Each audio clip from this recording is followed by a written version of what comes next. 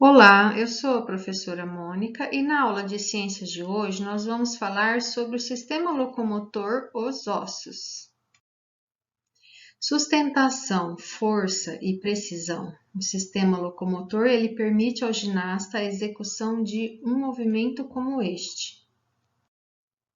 As funções do esqueleto. O esqueleto, juntamente com os músculos, são responsáveis por postura, movimentos em geral e locomoção. Ele funciona como reserva de nutrientes e uma outra função do esqueleto é a proteção. O crânio e a coluna vertebral protegem o encéfalo e a medula espinal, respectivamente. Em outras palavras, protegem o sistema nervoso central contra impactos. Já as costelas e o externo protegem vários órgãos essenciais, como os pulmões, o coração e os rins. O conceito de esqueleto. A ideia de esqueleto remete, em geral, à figura da caveira e do conjunto de ossos articulados, muito usados em filmes e representações. Porém, o conceito de esqueleto prevê um sistema que garanta sustentação e pontos de apoio para os músculos.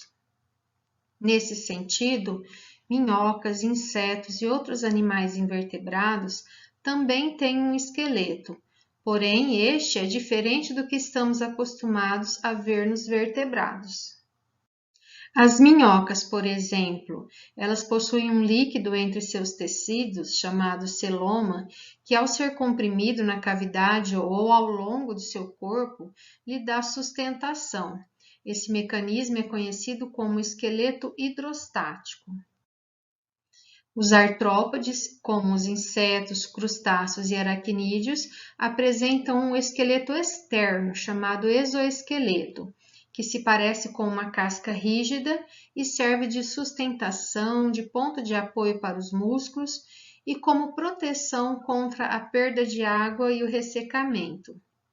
A concha de alguns moluscos também pode ser considerada um exoesqueleto. Como as partes moles viscerais do inseto encontram-se dentro desse esqueleto externo, de tempos em tempos ele muda de exoesqueleto. Esse processo de troca de roupa ou de exoesqueleto se chama muda ou ecdise. Sempre que o inseto tem que crescer mais, ele troca de exoesqueleto em busca de mais espaço para expandir o seu corpo animal. Animais como os vertebrados e os equinodermos, como os ouriços e as estrelas do mar, possuem um esqueleto interno, chamado endoesqueleto. Os equinodermos, animais exclusivamente marinhos, são dotados de um esqueleto interno, chamado endoesqueleto, de calcário, que emite espinhos salientes. A casca dos insetos e as conchas dos moluscos são considerados esqueletos. As substâncias que compõem os esqueletos são muito variadas. A concha dos moluscos, por exemplo, é de carbonato de cálcio. Nos artrópodes, o exoesqueleto é feito de quitina, um polissacarídeo associado a proteínas. Já nos seres humanos, o esqueleto é composto de proteínas, sais de cálcio e fosfato. O esqueleto dos seres humanos mamíferos. Ele se constitui de 206 peças ósseas no indivíduo adulto e peças cartilaginosas articuladas, que formam um sistema de alavancas, movimentadas pelos músculos em conjunto com os tendões.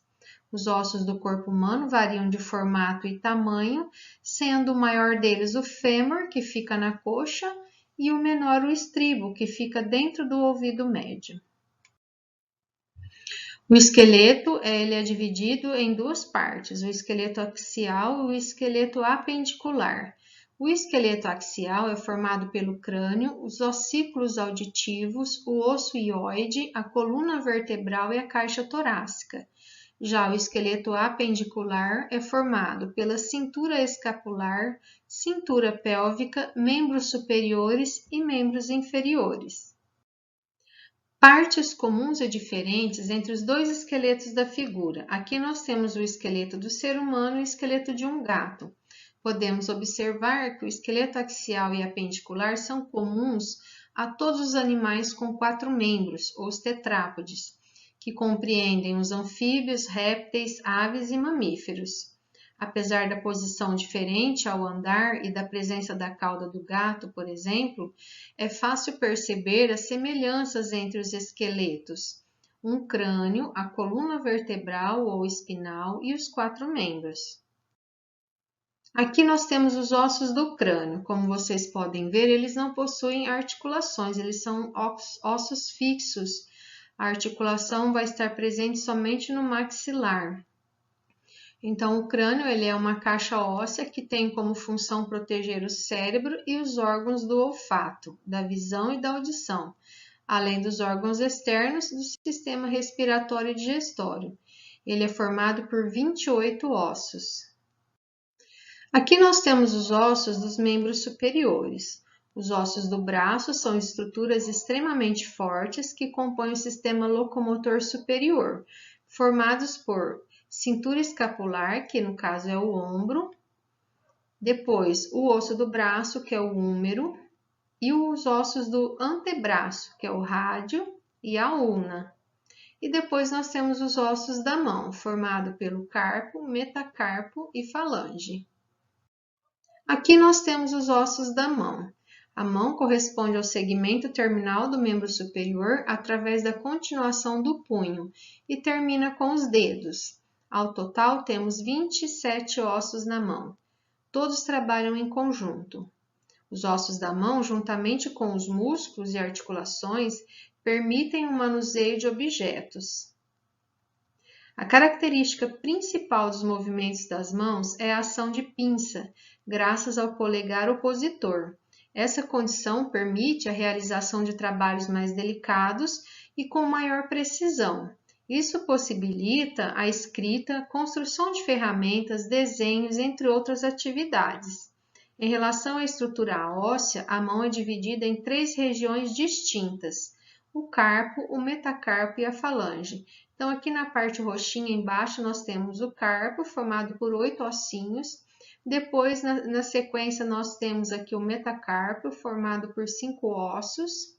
Depois nós temos as falanges, que são divididas em falanges proximais, que está na cor verde, falanges médias, que está na cor azul, e falanges distais, que está na cor rosa.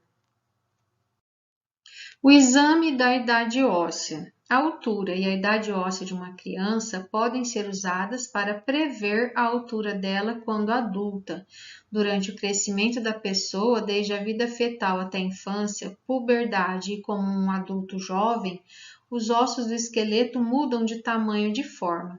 Essas mudanças podem ser vistas na radiografia da mão e do punho, não dominantes. A idade óssea de uma criança é a idade média em que crianças atingem esse estágio de maturação. Para avaliação da radiografia da mão e do punho, o radiologista e o endocrinologista analisam o número de ossos presentes, o formato desses ossos e o espaço entre os mesmos. Após a avaliação de todos esses dados, então é realizado um laudo que mostra a idade biológica do indivíduo. Então, pode-se ter uma melhor ideia do tempo que ainda resta para uma criança ou adolescente crescerem.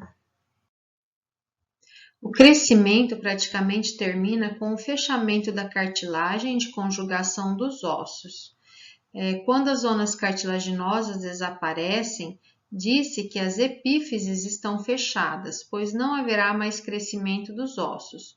Uma pequena porção de crescimento da espinha dorsal conclui o crescimento de um adolescente. Por isso, a idade óssea é muito mais idade de crescimento do que a idade cronológica do indivíduo, sendo usada para prever a estatura final de meninos e meninas. Aqui do lado, observando a imagem, nós temos as epífises dos ossos mais distantes quando a criança tem 11 anos. E do lado a epífise madura, com 21 anos de idade.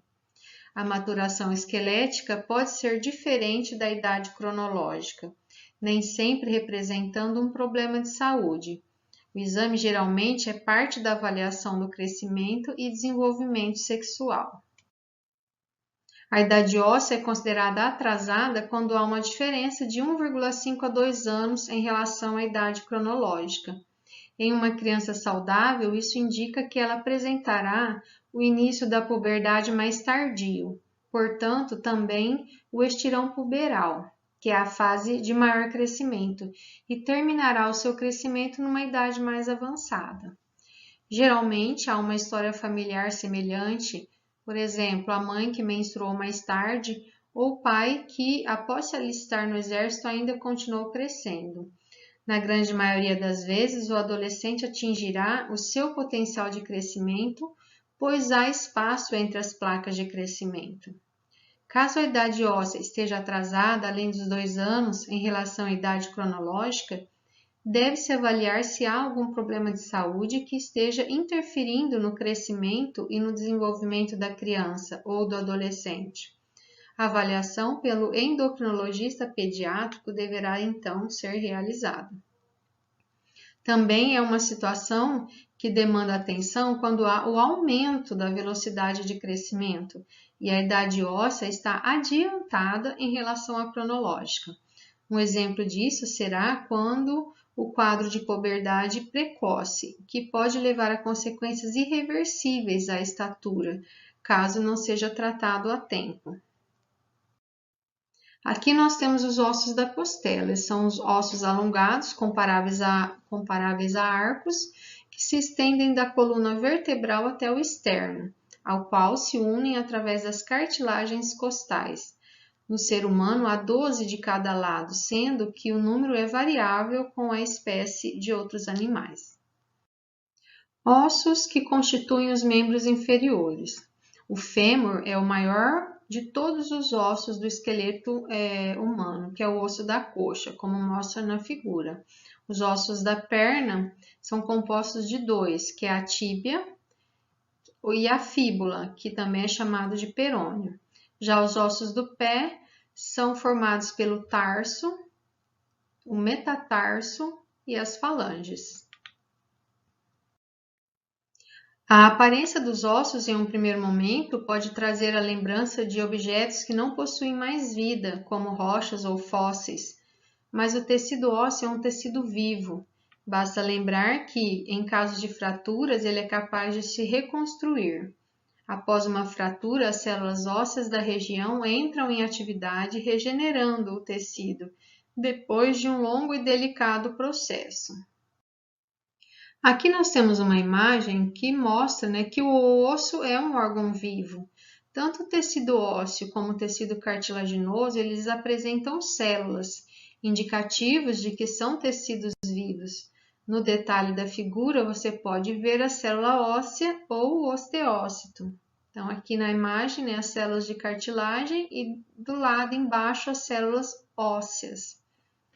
No canal central, você deve ter indicativo dos vasos sanguíneos, observando na imagem, o que significa que o osso ele recebe nutrientes e gás oxigênio e elimina certas substâncias que podem ser tóxicas.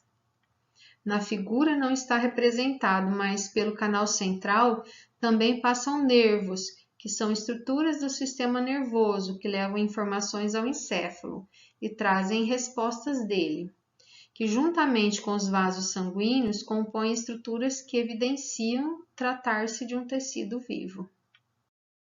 Aqui nós temos a medula óssea, que é um tecido encontrado no interior dos ossos. Ele possui um aspecto gelatinoso e está relacionado com a produção de células sanguíneas.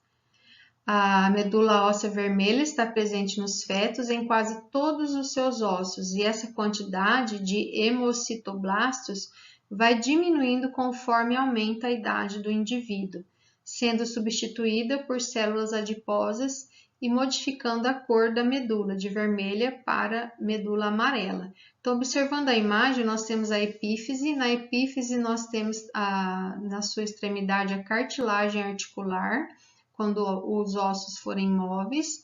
Depois nós temos na sequência a metáfase, que é onde nós encontramos a medula óssea vermelha, geralmente em ossos grandes nos adultos. E depois nós temos a outra parte do osso, que é a diáfise, onde que é o centro do osso, onde fica a medula óssea amarela e a parte mais dura do osso. Tem duas camadas, é o periósteo, que é a parte externa mais dura, e o endósteo, que é formada pelas camadas de medula e vasos sanguíneos e outros centros nervosos. Aqui nós temos a coluna vertebral formada por 33 ossos. A coluna vertebral ela é uma estrutura que forma o eixo do corpo e é constituída por ossos denominados de vértebras. Sua função é dar sustentação ao corpo e proteger a medula espinal em invertebrados. A coluna vertebral ela apresenta também discos intervertebrais, fibrocartilaginosos, que ficam localizados entre cada uma das vértebras. Eles impedem que haja uma sobrecarga sobre as vértebras, absorvem o aumento de pressão e permite uma mobilidade entre as vértebras adjacentes. Como vocês podem olhar aqui na imagem ao lado, a coluna vertebral é formada pela coluna cervical, que possui 7 vértebras na cor verde, a coluna torácica, que possui 12 vértebras, está na cor marrom, e a coluna lombar, que possui 5 vértebras, está na cor roxa. Já o osso sacro e o cóccix é formado pela coluna pélvica. Existe uma confusão muito comum, que é considerar a medula e a coluna vertebral como sinônimos. Estão muito relacionadas, é verdade, mas são órgãos diferentes. A medula espinal pertence ao sistema nervoso e a coluna vertebral é a parte óssea que protege a medula espinal e dá sustentação ao corpo, como vocês podem olhar aqui na imagem ao lado. O termo espinha dorsal costuma ser usado para se referir ao conjunto da coluna e da medula espinal. Então, aqui nós temos a coluna vertebral formada pelos ossos e no indicativo da seta nós temos aqui a medula espinal, que compõe o sistema nervoso. E a nossa aula de hoje ela vai ficando por aqui. O conteúdo sobre o sistema locomotor ele é muito extenso, então nós vamos dividir essa aula em outras aulas. Eu desejo a vocês bons estudos e nos vemos na nossa próxima aula.